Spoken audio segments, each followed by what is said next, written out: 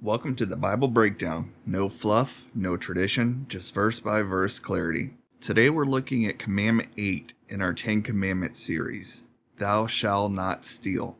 Most of us immediately picture a bank robber or a shoplifter or a pickpocket. And because we haven't held up a convenience store, we check the box and move on. We say we don't steal. But Scripture treats theft a lot more seriously than that. In the Bible, stealing is rarely just about property. At its core, theft is a theological problem. When we take what doesn't belong to us, we are declaring something about God. We're saying, God, you're not giving me what I need, so I'll take it myself. To really understand theft, we have to understand ownership. Psalms 24:1 says, "The earth is the Lord's, and the fullness thereof, the world and those who dwell therein." Everything ultimately belongs to God. What we possess is not absolute ownership, it's stewardship. We are entrusted by God with these resources. God entrusts resources, time, and opportunity to us as Christians, and we're accountable for how we use them. So when we steal, we're not just taking from a neighbor or an employer or a company. We're violating the order that God established. And theft shows up in ways that we really don't think about. Proverbs chapter 3 verse 27 says, "Do not withhold good from those to whom it is due, when it is in your power to do it." That expands this commandment. Stealing isn't only taking what belongs to somebody else, it can be withholding what is due to somebody else. This is something that Christians have recognized for centuries. The Westminster Larger Catechism, when explaining this 8th commandment, says that this commandment forbids not only theft and robbery, but it forbids things like fraud, dishonest business practices, withholding wages, wasting the resources that God has entrusted to us, and even laziness in our work. In other words, the commandment reaches into our everyday lives.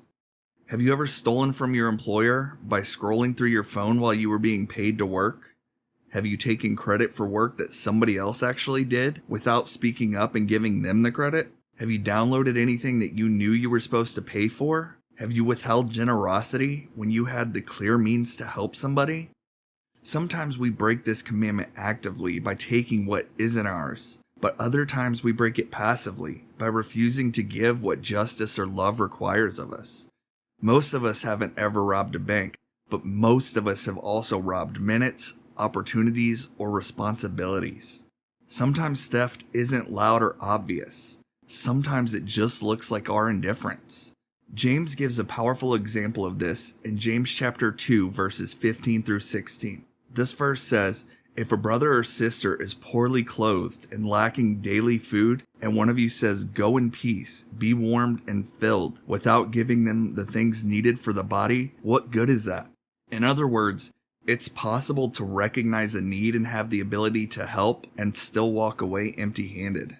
When God entrusts resources, time, or provisions to us, we're meant to steward those things for His glory and for the good of others. But when we cling to everything for ourselves, when we hoard what God gave us to steward, we're failing the very purpose for which those blessings have been entrusted to us.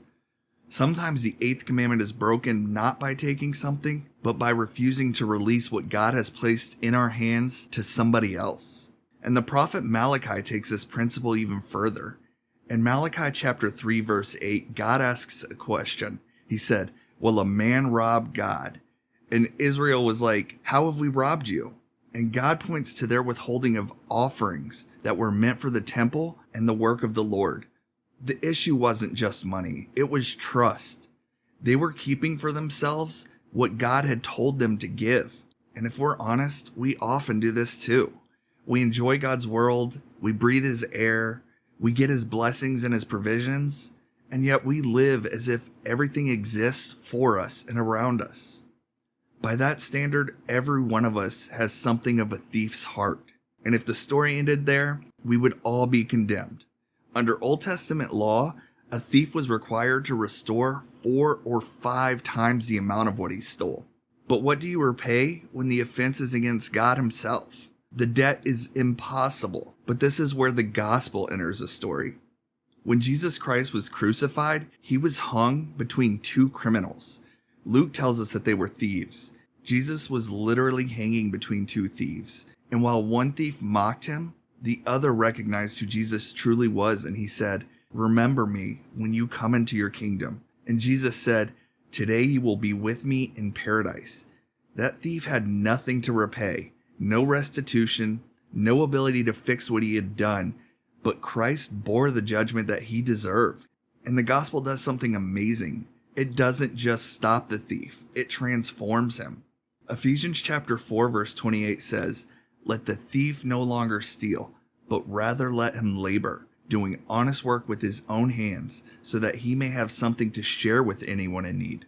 Notice that transformation. The thief used to take and steal. Now he works, and the worker becomes a giver. That is the power of the gospel. Christ takes people who live by grasping and turns them into people who live by generosity. Stop grasping for control, trust the provider, and use what he has entrusted you to bless others.